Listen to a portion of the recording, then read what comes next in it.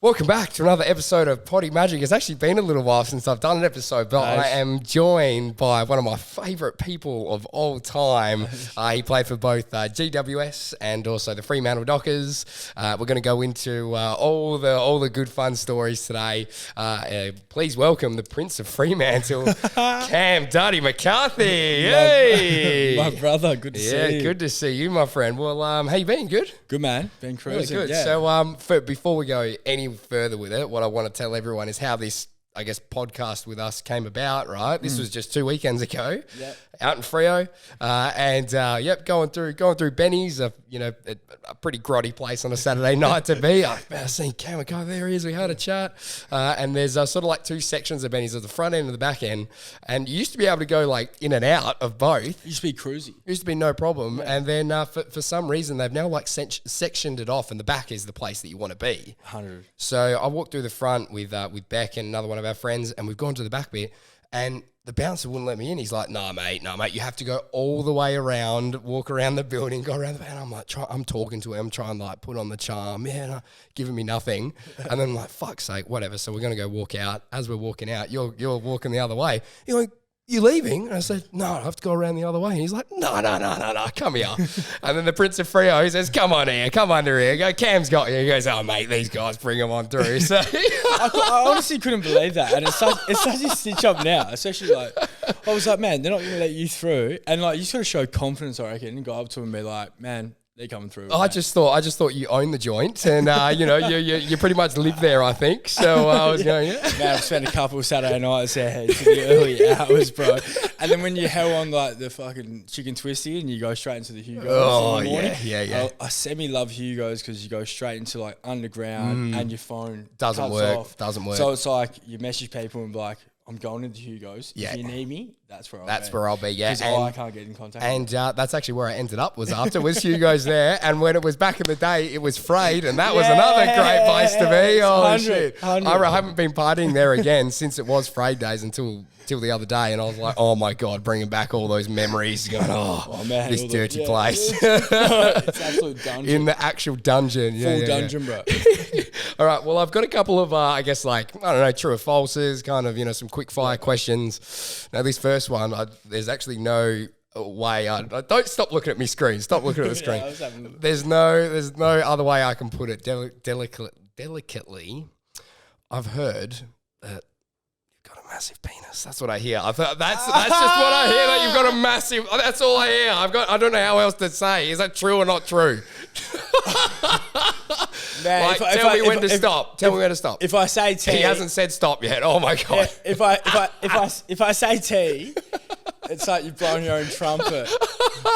But confirmed. If I say pump, then it's like I'm talking like Gunnar. So I'm gonna say it's medium size. Yeah. He didn't say stop that whole time, and I was doing this. It keeps going. That's funny. There is a shadow being pitched as the ring light is on this side of the room. Anyway, that's good. So this is another one that I heard. So is it true that when you're at GWS, and Toby Green, was Toby Green drafted after you? No, Toby Green was drafted before me. Before you, right. So apparently I heard that GWS didn't think that Toby Green was a very good kick.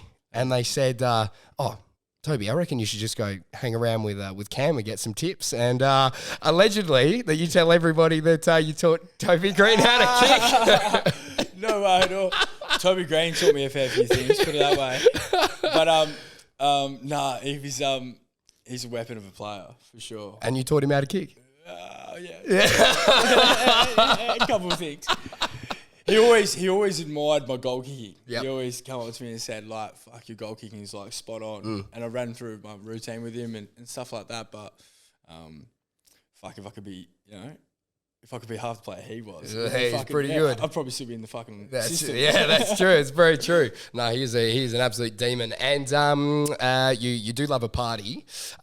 Have you been to list off the festivals that you've been to? Because you've been to some big ones, I think, eh? Yeah. You been to Coachella? Yeah, I haven't been to Coachella. I've been to, the biggest one I went to was ACL, Austin City Limits. Oh, yeah. It was a 3-day fest. Oh, my goodness, yeah. Oh, and that was an absolute rage. Who'd you go with? Went with a couple of mates. So, Jake Spiteri and my mate Ashley Ganley in America. Yeah. And it was just a fucking fat time.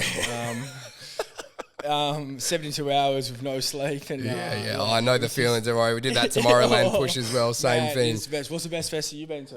It was Tomorrowland. I went with, this was just when, we're going to get into when we were training, but around that time, remember how I left for Europe that time? And I went with Jack, and we went and we did Tomorrowland. How is brother Jack? Yeah, he's good, man. He's living in Kalgoorlie now. He's got he's got a girlfriend now. He's bought properties in Kalgoorlie. He's half of Kalgoorlie now. He's amazing. Is she from Cal? Yeah, she's born and bred. Yeah, Amy. We love Amy. How did you meet her? It was, I think it was down the footy club because he's playing footy down there. Yeah. For whatever what is it? The Boulder. I can't remember. Anyway, whatever the one is down there. And then they met through the footy club. And was he fly out like playing footy, or was he was living there. He moved there for his job. Yeah. This is just any backstory. This is just a friend. Yeah. We're just having just an actual. We're going in deep. We're going deep. But yeah, miss you, Jack. But yeah, he's going good, bro. He's good. Yeah. But it was definitely Tomorrowland. That was wild. So we did the 3 days there. I remember I'm sending all your stories, that man. Yeah, we were sending you stuff all the time. It was like the fattest time, bro. It looks so sick. That's good. And you've obviously had we're going to go into some of all your career stuff. You had a real interesting career. Very. Yeah, lots of very unique things that sort of happened, and you're a very unique guy, which is why I love you. Strangest person. Oh, I love it. But I thought we kind of go in chronological order, and we'll just sort of work our way down. And when there's stories, I want to hear the stories. You stop me when I loop back around. I want to know all the stuff. Cool. And Cam said that there's no filter for any of the stuff today. So none at all. It's much better when you get people on that are no longer playing because all the good stories come out. Yeah. So gonna spit some gospel. Yeah. So you grew up a Freo supporter, hey? Yep. So I grew up, Freo supporter. I was actually born on their first ever game. Were you really? 1st of April 1995. Oh, mate, he's the actual prodigy child, Legit, wasn't he? Oh my God. It was meant to be, some would say. I was born on the first ever game. So April Fool's Day, they played Richmond. They lost by 5 points. Yeah. Just growing up, never thought. I guess footy was an option. Was always a pretty happy-go-lucky kid, and so you never actually thought it juniors. Thought that was never, because I was always smaller, and then I had a hell growth spurt when I was 17. Really? So my sister's 2 years younger than me, Jessica, and then she grew up, and then she was taller than me for a bit, and then I was like, oh, I'm just a midget, and then I got to under 17s, and I just rocketed through the roof. Right. Grew so much. Was playing ruck, and then somehow I just got lucky. Went to South. Got into the state squad, and next minute got drafted, and it was a whirlwind. It happened it happened really quickly. Within 6 months. Wow, that is amazing. I'm a big mummy's boy. I love my mum, and she's done a lot for me. So within 6 months of just being a mummy's boy to moving to Sydney and then living with Tom Boyd and Josh Kelly, it was a spin out. Wow, that is crazy. And it really just came from you, just like you said, having that real late growth spurt and everything sort of happening within a 6 month period. Wow. It's sort of like this, it's not like an attitude, but it's sort of this, whatever happens, and, I don't really give a fuck sort of thing. But at the same time, I do give a fuck, but I was happy-go-lucky. So, and it was just everything just fell into place. Yeah, wow, amazing. That is I didn't know that. That's amazing. There you go. Yeah. So then played at Souths and then got drafted to GWS. What year was that again? That was 2013. 13? Yeah, cool. And was that their first year that they were, in the comp? Nah, it was probably their third. Third year, okay, cool. And then how was the whole draft experience for you? And I guess rocking up to a club that's pretty fresh and pretty new, and like you said, it was such a whirlwind sort of thing for you. How was all of that? It was pretty crazy in terms of I've never been to Sydney before, so I've never even been to Sydney, visited Sydney. I've been to Melbourne a couple of times, but to be you get drafted. So I had to go to the draft. It was in Gold Coast, and I got picked up at pick 14, and so I went to the draft, and then I fly back home on the Friday morning. And then I got to fly out to Sydney on the Sunday night. Yeah, and right. Then it was just bizarre. Yeah. Just coming back and then just it was a crazy experience, but it was also good. But it was good in terms of all the boys were pretty young. Mm-hmm. So that was pretty cool. So you sort of grown on up together, and I guess it's way easier to have more things in common with the guys that are around your sort of age. And have you seen the Truman Show? Movie? Yeah. You know how it's everything's hell similar? Yeah. So we stayed in where our apartments were. We stayed in Breakfast Point. Yeah. It's exactly like the Truman Show. Is that right? Man, everyone does the same thing every day, and everyone walks around, and like we had all the boys just living in these apartments, but 3 in an apartment. Yeah. And every day you see these older people just doing the same walk at the same gosh. time, and I was like, this is the Truman Show. Wow. This is a trippy. So what suburb was it called? Sorry. Breakfast Point. Breakfast It Point. was right near Sydney Olympic Park. Yeah, right. Hectic. It was just everyone was just on that grind, just wake up. Everyone the same day, like just doing the same thing, but then you got like 44 footy players going around, just going nuts, And I'd imagine like a lot of the guys would have also been, because it was so new as well, and it's not like a massive like football state, they would have been from all over the place. We'd have lots of guys from Perth and Melbourne and all over the joint, eh? Yeah, everywhere. And that's probably the magic thing about footy is like every time you go to a state now, you know someone there. Yeah. You know what I mean? So it's like, it's cool. Like you can always, like it's pretty magic having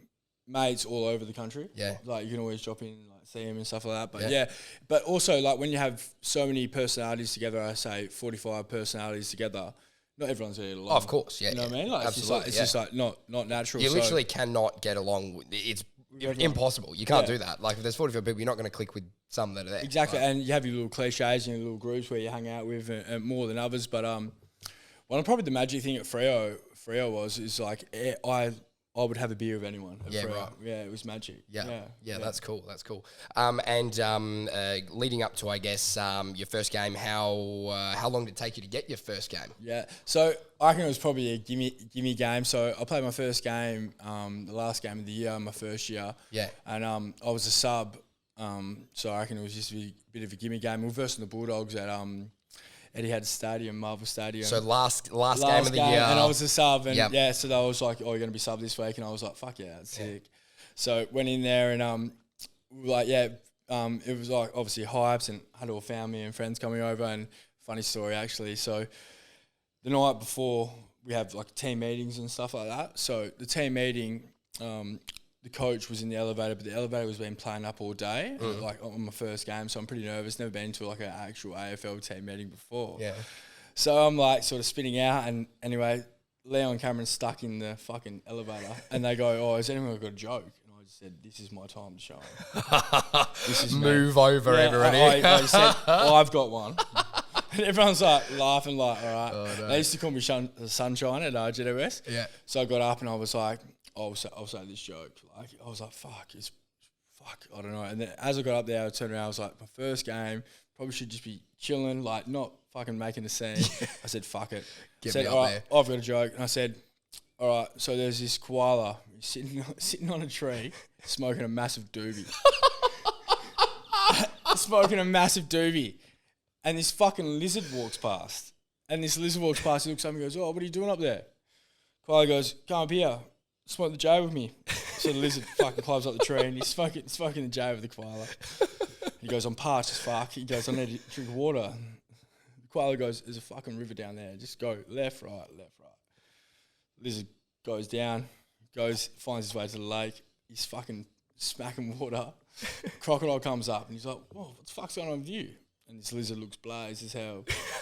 And this lizard goes, "You wouldn't believe it. There's a koala smoking the biggest fucking Joffrey I've ever seen in my life." So the crocodile goes, "Where?" And he goes, left, right. You see him on the tree. So the crocodile walks up and he goes, "Oh, what are you doing?" The koala looks down and he goes, "Fuck me, lizard boy. How much water you drink?" And no one laughed. And I was just like, oh. No one laughed. And I just sat down. I was like, oh. Do you reckon they could drop me? Like, Yeah, sure. I've already taken the sub best. I was like, fuck, man. It's still 24 hours or 20 hours before the game. They could drop me here. That is. And then I remember Callum Ward just looked at me and went, "Sit down." Oh my God, that is so funny. I just crickets, hey. Oh, no. And I waited for everyone to laugh, and everyone's like, "What?" That's all time. But the coach didn't hear that though. Didn't hear it. Okay, good. Nice. Did you tell him after as well? Did you go, "Hey coach, I got a joke for you." The boys love this one. It'd been like, "You're starting, mate." That is that funny, holy shit. So then looping back to after you've nailed the joke, you've come on as the medical sub. Yeah, so like halfway through the game, what was it? So I came on like towards the end of the third quarter, and I'm just like, this is like young buck, man. I've got my hair fucking flowing, like I had the hair long. You had a real nice, long crazy, sub back, man. And then so I went on, didn't get a kick in the third quarter, but got into a big scrap, and I thought, fuck yeah, this is the best. Yeah. Came off, and then my first kick, I was fucking lucky enough to mark it like right on the boundary line, like 50 metres, and I pulled back, and I remember taking the mark, and Dill Shill, who goes, kick it to the top of the square. And I looked at him and nodded my head. He's like, yeah, I will. And I said, in my head, I said, fuck no. Absolutely fucking not. I'm pinning the ears back. I can see the goals. There's no way. I'm pinning the ears back and we're going along. And I was just lucky to get it, bro. It was fucking... And then after the game, Dill Shill on the plane on the way home goes to me, still should have sent it. I said, get out of it, bro. Shut up, Shields. Shut up. I was like, what? That's so good. And that was your first kick as well, eh? Yeah. First kick, first goal. And there was this like old lady on the boundary line giving me like an absolute mouthful saying, get a haircut. Yeah, love it. That's so good. Yeah. And is there like a thing that the club of first kick, first goal? Yeah. Isn't there, it's like a club thing or something, isn't it? Isn't it, you haven't been invited to this? Or maybe it's not. Maybe this is just myth that I'm just making up. But I think because Pav's in it, I know that's for sure. You're in it. Oh, yeah, I'm in, yeah. It's just like a round, I guess a rule around the first goal. Yeah. See, hey, that's awesome. That's a good category to be in. I'll take it, bro. That's elite. Sure. And GWS, how many games you play? You play like 20 I played 20, I think 23. Yeah. GWS. Yeah, nice. And your best game that you played, you reckon, for GWS? Is there something that really stands out? Or? It's probably when I played against, it was actually a bit of a special day. It was like the Anzac Day game in Canberra. We versus Gold Coast. Yep. Yeah, I had a good game there, kick 5. Beautiful. Yeah. Love that. And is there anything from those sort of GWS days that pops out in terms of funny stuff that happened on the field? I'd love to know, was anyone talking hella trash to you one day? Was there more fans that were telling you stuff over the fence? Was there anything like that for the GWS stuff? Oh, I remember there was this one game against Geelong, and Michael Johnson got into a bit of a Barney when he was out one night at a nightclub, and this is when you were with Freo? Yeah. This is when I was with Freo. Yeah, actually, the GWS. No, tell me the Freo one. Now that we're on that, keep it there. Go, tell me. Oh man, actually, I've got an absolute ripper story. One of the greatest stories from Freo, bro. So, and this is one of the brother boys, Hayden Ballantyne. Yes. He's just a hard man. So he did his hammy in like one of the NAB Cup games. Yeah. Did his hammy, pulled it off the bone, so he had to have a surgery, and he wasn't back for 14 weeks or something like that. And he got back for his first game. We're versing Geelong. That's where I was getting. Mm-hmm. So we're versing Geelong at Skills Stadium, and we were up against it, and everyone thinks we're going to get pumped. We put in a very good effort that day. We only just lost by a couple of points, but at the start of the game, Ballers just runs in and he picks up the footy and he knocks out Joel Selwood with his headbutt. But somehow Ballers has got the free for a high contact. Yeah. Joel Selwood's out, man, out like a count, and he's a hard man. He's a tough soldier. You're doing that, and Ballers is pushing back off the mark, and he's going to have a shot for goal, but the stretch is coming on to pick up Joel Selwood. And I'm standing next to Ballers. I was like, you good? And he's like, yeah, I'm fucking fine. And sort of slapped him on the ass and then walked away, and he goes, Troy, and he's talking, Troy Selwood, where are you? And he's looking around, and Troy Selwood looks, he goes, watch out, I'm knocking out Selwood's And I always went, oh, fuck. Holy shit, what a madman. I'm knocking out Selwood's I said, fuck yeah, welcome back, fellas. That's so Let's good. Let's go. That is so good. That's so good. He looks like he would have been real fiery bloke the whole time. He was an animal, man. Yeah. Even on the piss, man, Ballers. I can imagine. I can imagine it would have translated really well with him. That's so 100%. funny. And then from GWS, you requested a trade to Freo in, what year was that? That would have been 2015. I requested a trade. Yeah. So I requested a trade in 2015. This was quite an interesting one because it was. You're about to tell me, but yeah. So 2015 I requested a trade back to Freo, and by that point it was like I thought it was fucking such a good opportunity to come back and play for a club that I supported all my life. It's the dream. Yeah, and I was like, fuck, this is magic. And also I was also getting pretty homesick. I was like, Sydney's very busy and very fucking I'm not a big fan of Sydney, eh? Man, you got to leave 30 minutes earlier wherever you go, bro. Just make time. Yeah. It's just it's almost too much. Yeah. I fucking love Perth. Perth is the shit. Man, it's a fucking beast. Yeah, it is. It is. And so requested trade, and the club told me they weren't going to trade me, and I was like, I don't think you'll get the best out of me because I don't want to come back. I don't want to play footy here anymore. I've got an opportunity to go home and be with my family, who I'm fucking very close to. I'm very, very lucky. I've got a fucking the sickest family, bro. They're fucking legends.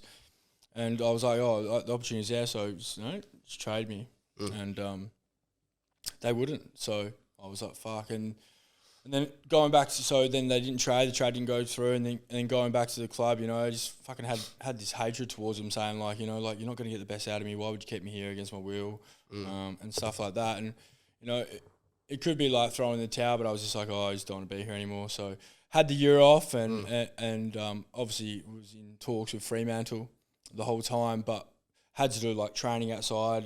Which is hard. Yeah, my own training and stuff, but like there was and I caught up with Freo a fair few times, like during the year. I had to do all these like sort of tests and make these like weight goals and make these skin fold goals and just make sure I was keeping up my training and not do anything. So it was a year off, but it also was like a refresher in terms of like just fucking work on yourself. Yep. Yeah, for sure. Yeah. And you reckon that obviously that time out, that got you sort of, ready to go again, or would you have really preferred to, were you really keen and amped up to get to Freo, obviously, with that trade not being able to get done? Or? Yeah, and then there was like question marks as well because I was still contracted by GWS. It was like, they're going to trade me. Like, are they going to trade me? It's like, fuck that. Sure, they're going to trade me. I haven't been there all year and stuff like that, but I was just so amped to get to Freo, and once the deal got done the following season, it was magic. It was awesome. Yeah, it was so sick. It was just like, been supporting this club. But also it was like that's where the hard work hell started, because so everyone went on and say that whole year I had that year off, and then when everyone went away for like off season and going on trips and stuff, I went straight into the club once the deal was done and then started training straight in. Yeah. So like I had a big build up. But it was good because like I wanted to do it. Yeah, exactly. And you've been, like you said, you're just out of that rhythm and routine for a little bit. So it's probably good just to get everything sort of firing again. Yeah, and then that's where like one of my brother boys, Alex Pearce, he broke his leg, so he was out that whole season. Yeah. So he stayed back and he was doing training, and me and Moose got drafted in the same year, but never really sort of knew each other. But he was sort of coming back from injuries, broken leg, and then I was coming back and training and stuff like that. So at the start, like I reckon he was pretty off me, like not in terms of off me, but like he was very, very short with me. Yeah. Sort of being like, this bloke's taking the easy way out, like, we've got him here now. But me and him are brother boys now, and we had that whole pre-season to just get to know each other. Yeah, he's one of my best mates. Yeah, so that's great. I fucking love him. Yeah. That's awesome. And then got to Freo, and your coach was Ross Lyon. Yeah, Ross Lyon. Yeah, great. Yeah. I'm going to take a real quick break here, and I can't wait to get into all the Ross stories because these are some of my favourite. So everyone that I've had on ex-Freo player or currently still playing, whatever, and if they've been coached by Ross Lyon, they've all got a couple of really good Ross stories. Have you got any real good ones? I've got a couple. I've got one good one. So there was this game and I was having an absolute mad. It's against St Kilda at home. This is when we used to play at Subiaco Oval. Yep. And I couldn't get a kick, and I think I can even stuffed up a couple of kicks in the first half, and we're going at half time, and Ross just just rips me like a new one. Like, we got you over here. We brought you in. You're doing nothing for me. Like, he's like, give us something back. We've put our faith in you. Give us something back. Get harder. And I was like, fuck. Like, yeah, right. So within 2 minutes of the third quarter, I just saw Sam Gilbert and just tried to tackle the fuck out of him. Pinned his arms, didn't even have the footy. Knocked him out cold. He gets stretched it off. Felt terrible. Saw him after the end of the game. I was like, sorry, mate. He's like, it's all good. And I walked in and I was like, I'm going to get suspended for this. I was like, but I reckon I could probably fight it because like, he sent me out the footy, then he dropped it. I could like maybe so he didn't know it was there. I couldn't see, like I had his back, like. So I'm walking in there and I walk into Ross's office on Monday morning. He messaged me. He goes, "Yeah, come in." He goes, "I need to see." I was like, "I knew about the tribunal." I was like, "Mate, we can fight it probably." So I walk in there and he goes, "Oh, that's on me, eh?" I was like, "Oh, really?" I was like, "I reckon we can fight." He goes, "No, mate, just have the 2 weeks off." I was like, no, You go, fair enough, I've revved you up. I've given you a blasting. He goes, that's probably on me, eh? And I was like, he goes, oh, I shouldn't, you know? Yeah, I was like, yeah, I was a bit aggressive. I was like, we can fight it. He goes, nah, 2 weeks off. Just enjoy. Just have the 2 weeks off. Chuck your feet up. And No I was problem. like, oh, fuck. All right. Okay, Ross. He obviously doesn't want me in the team. Yeah, literally. Yeah. That's elite. That's elite. And were you in, from everyone again that I've spoken to, you're pretty much either in the good books or the bad books. There's not sort of like something in between with him. So were you in the bad books? Man, in the bad. I found him like, I was in the bad books most of the time, I reckon, eh?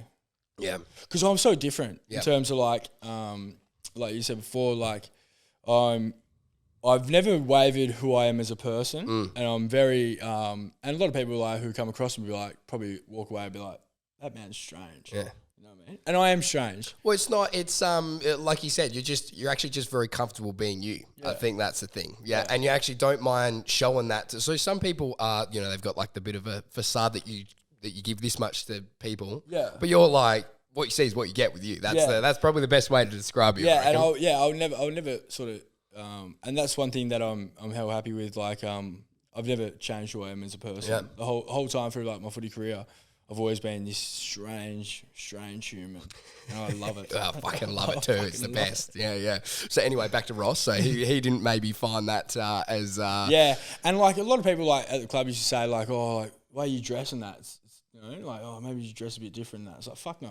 I'm fucking wearing what I want to wear. Yeah. You know what I mean? Like, yeah, fair enough. Yeah, I love that. So, yeah, right, love it. And at Freo, who was sort of your tight, you sort of mentioned before that you're really tight with all the guys, but was there sort of a few that you were really tight with and consider sort of, your closer teammates as well? Yeah, oh, definitely Moose, Matt Taberner, Nathan Wilson. Yeah, he's my brother boy. Yep. Love Stephen Hill. Yep. Stephen Hill is just, I've got a massive crush on Stephen Hill. Do ya? I just love the man. Yeah. Swampy. Why? Oh, he's just such a gentleman. You know what I mean? And can play footy as well. Yeah. So he's a weapon. No, but all the boys, like I said before, like all the boys are just legends. You'd have a beer with anyone. Dave Mundy's absolute ripper. I was spewing because my favourite player growing up was Pav, and I hell wanted to play a year with Pav. And so the year I had off was Pav's last year, and I tried to get over that year. So I would love to play Pav, man. Yeah, fuck, man. I've met Matthew Pavlich maybe twice. Yeah. And I crumble every time, hey. Like, I actually just, like, I can't speak. Like, I'm good at speaking to anyone. I can't speak to him. Yeah. I can't speak to him. I've literally still got a poster of him hanging above in my bedroom wall, man. I'm like, I can't speak to you. You've been hanging on my wall. He's just like one of the goats of Freo. Yeah. You know what I mean? Like, just like, stayed here, kept the shit running. Yeah. Magic, bro. Oh, yeah, he's a freak. He's a freak. That's cool. Have you met Pav? I've met him a couple of times in terms of, like, but not...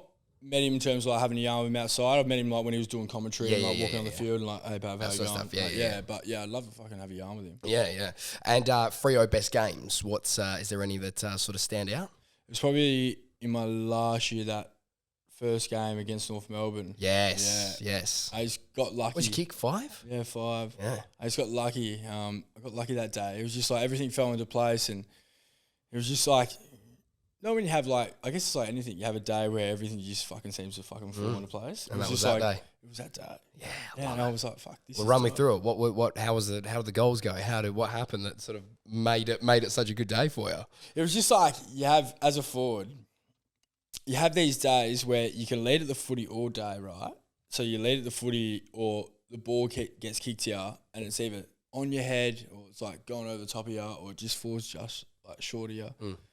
And this day, it was just like every time I led for the footy, it would just hit me on the tip. It was just where you wanted it to be. It was just on the platter every time. Yeah, wouldn't even have to break stride. It was just like bang, and it was just like, fuck, this is too good to be true. Yeah, nice. It does help when your teammates are also on and kicking it to the right spot. You can blame the midfielders all the time for if it's not happening that way. 100%, man, 100%. And it's like, I remember this one ball, like Barra, David Mundy kicked it to me, and it was just like the flushest, like 45-metre drill pass ever. I remember when I marked it, I just looked at him and was like, fuck, you're good. Thank you. You make me look even better. Yeah. Like, fuck yeah. Yeah, that's awesome. And you had quite a cult following of fans at Freo. Where did Dardy McCarthy come from? Man, so the Freo Duca, whatever his name is, I think it's Freo Docker. Yeah. Docker. He shout out to him. He's a bit of a legend. He just fucking got around me hell hard. And he made up the name Dardy Mccarthy. He made a fucking full song and everything. And everyone just jumped on the bandwagon. So my nickname became Dardy very quickly.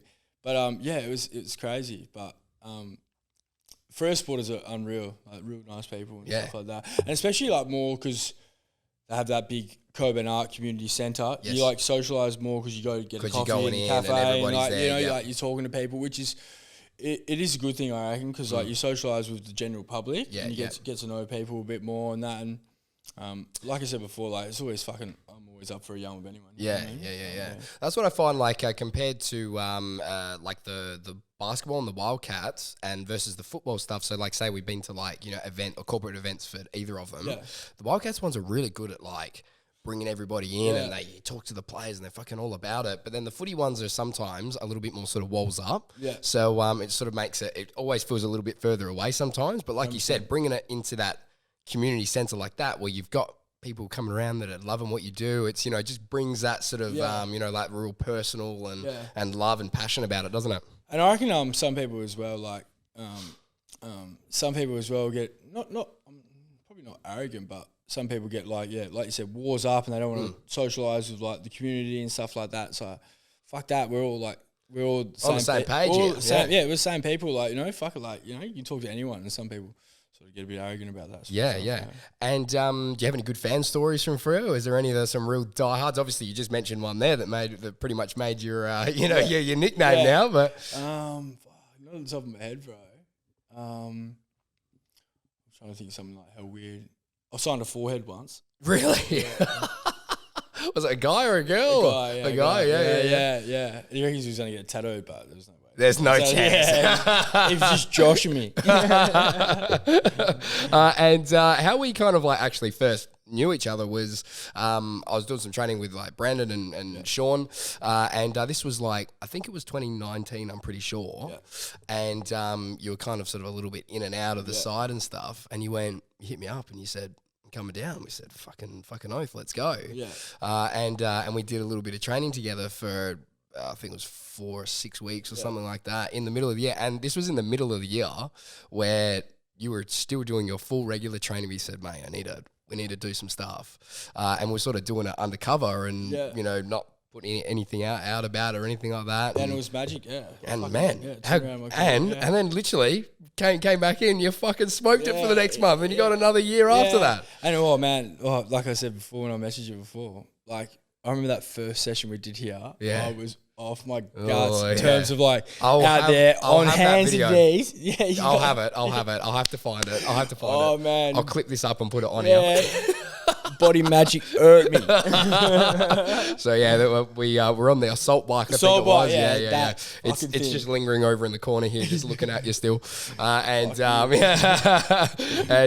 Cam was not feeling very good. So he was straight out that door there, out to the side, fertilising Craig's garden next door. Yakking. You weren't well. I think from memory, you had some red. Did you eat an acai bowl? Did you have something red when you were vomiting? Was it like, I swear it was red for some reason, or you had a Gatorade, I can't remember. Anyway, but I've got a vivid memory of it actually being red for some reason. I was like, fuck me. Or did you have a watermelon or something? It was something like that. Would be something. Something like... It's probably my insides, man. And there was a story when I was sort of flicking back on all your stuff. I completely forgot about this as well. I can't remember if it was 2019 or 2020 at training. You collapsed at training. Yeah. What was that about? So I've never actually asked you about it. So I got diagnosed. So that was just so random. So I was pretty dehydrated, probably didn't drink heaps of water and went to training. And I remember standing there. This is all I remember. I remember standing there and I was like next up in a drill. And then Sonny Walters was behind me and I remember him pushed me and said, "You're up." And I was just staring at the sky. I had no reason why, and apparently there was a plane there after I found it was a plane, but I was just staring at this plane, and all of a sudden then I dropped, so I went into like a 5-minute fit. Oh my God. And that had never happened up until... Ever. Yeah, so then I was like, this is bizarre. Obviously, ambulance came, picked me up. It was pretty daunting at the time, like scary. Yeah. And then I got diagnosed with epilepsy. Wow. Yeah, but I've touched wood. Yeah. Haven't had a seizure since or anything. Yeah, wow, that's wild. But yeah, it was crazy, and That's and what they reckon it was just from it was caused by the dehydration. Yeah, because it's hot. It's hot as for your preseason stuff that you do. Everything here in Perth, it's so hot. And it's amazing how much like you rely on hydration and stuff like that. Like it's crazy because I'm not a big fan of drinking water, but like if you don't drink water, then you're fucked. Yeah.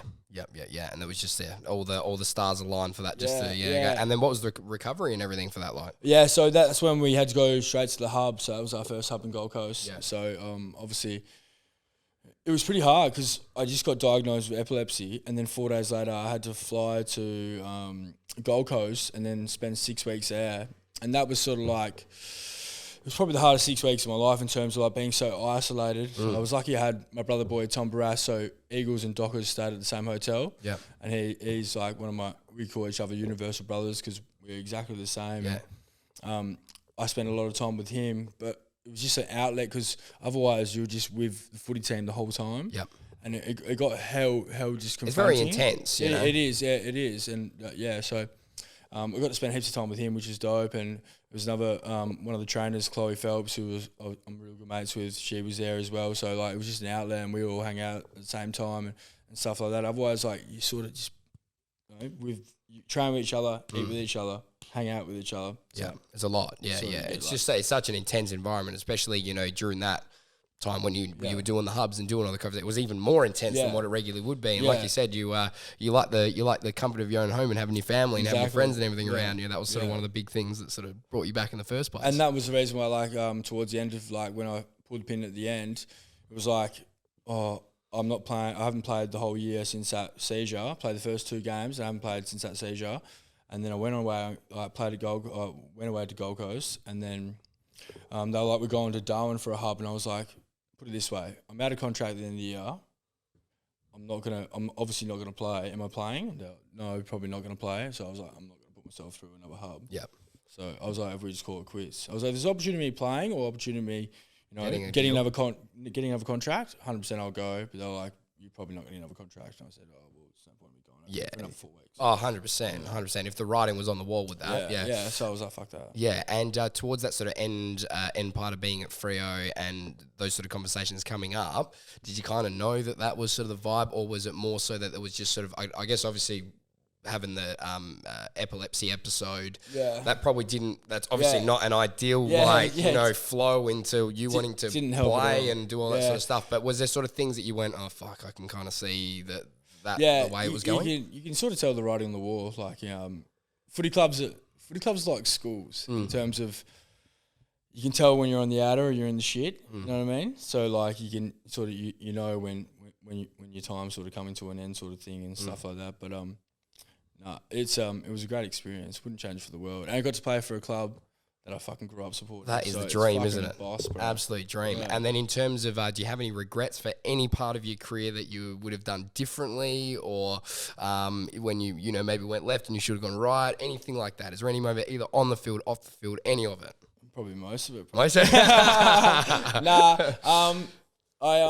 There's definitely things I could have done differently, but also at the same time, it's like I'm my own person and sort of like I'm happy with who I am and stuff like that. And fuck, if anyone said at the start of my career I would have played 71 games or whatever it was, kicks like 99 goals, I would have fucking taken that in a heartbeat. Absolutely. You know what I mean? I would have taken one game at the start of my career. Absolutely. So like to get where I was, it's like, it's magic. And you always have, and like, you always have that in the back of your mind. Like if I did this differently, I could have, like I could still be playing, I could still do this, but it's like, yeah, fuck it. Like I'm stoked with what happened. Yeah, absolutely. And it's very much, I'm a massive believer in whatever happens with any career stuff, anything about ya, it all happens for a reason, because everything 100. Falls into place 100 at some point for some reason, and because that didn't go right, this thing goes right, or vice versa, whatever. It all just kind of Would you ever jump into footy, be a footy trainer, like in terms of, as in at a club or something? Yeah, like a weight coach or something. Yeah, I would really like to. Yeah. But I just haven't got the call for it. I think I used to talk about getting, super fucked up too much on my Instagram. Yeah. I reckon that's probably what was. But you got the resume for it as well, and you'd be good, man, because you're a hype man. Yeah, you know what I mean, like, I'd love to do it. I reckon boys would love that. I'll be honest, I'm a little bit surprised that they maybe haven't asked. I just want to be asked. I don't even know if I do it or not, or if it could work, or I don't even know. But it would be so nice that I get asked. Yeah, you know? I reckon, man, for sure, bro. Yeah. But that'd be pretty cool. But and then after, I remember when you called it quits with Freo, there was a very small period of time that you may be looking at. Was there Collingwood or something? And then that didn't kind of happen, or was that blown up? It was sort of blown up, but there was murmurs about maybe going somewhere else. But it was all sort of, I guess, it was blown up by sort of like the media sort of stuff. But fuck, Collingwood would have been sick to go to. That would have been a good one. Yeah. Collingwood would have been so dope. Yeah, that would have been real good. You would have fit right in, got the tats, got everything. The nickname would have been just the same. A couple of teeth. Yeah. He's all man sports Collingwood. He is a massive Pie supporter. Yeah, he would have loved that. So, and I've heard that you were, you obviously had your great on-field moments, but you were even better off the field when it came to Mad Mondays and partying. Can you tell me some of have you got any good footy trip stories, any Mad Monday stories, anything like that? Oh. That you would like to tell? Not that I like to tell, but put it this way. Was a Mad Monday specialist. Yeah. That's where I thrive. Yeah. That's where I played my best for. Yeah. I don't doubt it either. I know that's so true. Legit, bro. Legit. But no, Mad Mondays are all the best time of the year. But nothing got.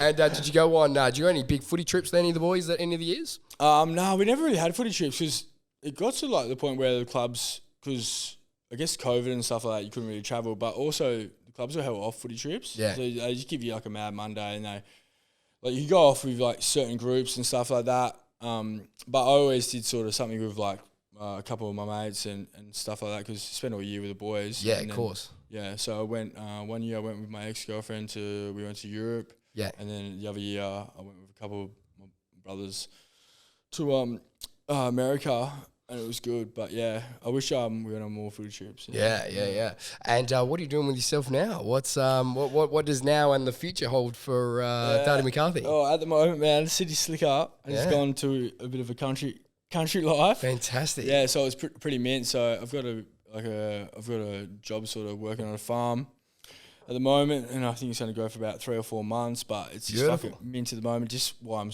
trying to sort everything out. See what I want to do because.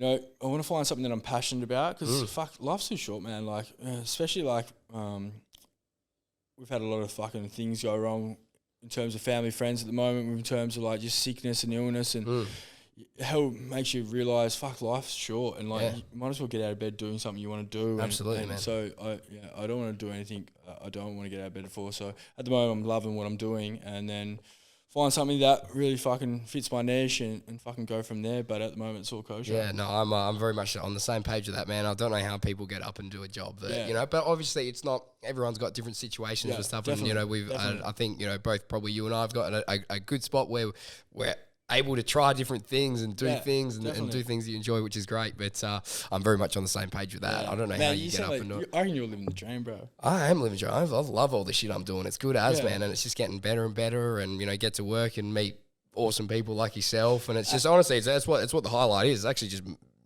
working with someone like yourself, and we hit some stuff out and we achieve some shit together. And also, man, working out is like one of the hardest things to do in terms of like getting to work out. But when like you have fucking, like when I met you and stuff, like you make fucking working out exciting. Yeah. Like you G people up, and it's fucking, you're a guru at what you do, bro. Oh, I appreciate it, man. I appreciate it. But it's a lot of fun. I wouldn't change any of it. It's so good. You should I reckon you could do some PT stuff. You'd be a good hype guy in the gym. You just need to like working out a bit more, man. Mad Monday fucking hype. We're going to do Cam's Mad Monday class, everybody. Everybody come on in. You know how you do the what's it called? The class or the course where people sign up and... Yes. I'll run the Mad Monday. I love it. Yeah, well, I call it cheat day. That's like my end. Okay, done. We're going to have to do that. We're going to have to do a Dardy McCarthy collaborated cheat day. Done deal. And you can just have full reign. I'll go, you tell us what we're doing. Blackouts on this and we'll just lock it in for a couple of days. And you playing footy anywhere now? I'm going to play at North Freo next year. Beautiful. Yeah, North Freo, shout out to North Freo. Well, when I last played, it was for CPC. We don't like North Freo. I like it now that you're playing. CPC RC just won the flag, eh? Yeah, they did. Yeah. Yeah, so I've got a couple of boys down there who just want to go back to playing like grassroots footy and just enjoy it. Yeah, absolutely. You know what I mean? Take all the pressure off it. Train a couple times a week and stuff like that, and just really enjoy it and play with people. A couple of mates who I haven't played footy with since I was younger, so I'm looking forward to that. That'll be good. Oh, great, man. So good. Well, it's been so good to catch up. It's been a pleasure, bro. And, man, it's good just like what I love doing about these as well. It's like even though we train or we might, catch up with each other or whatever, some of the football stuff, I don't necessarily ask you. We don't talk that. We're just talking about things. You know what I mean? So it's always good just to hear all your stories. And man, it's been it's been a privilege to be part of a little part of your journey with you. And can't wait to see what the future holds for Dardy Mccarthy. My brother. Thank you very much. My Thanks for coming on, bro. Always good.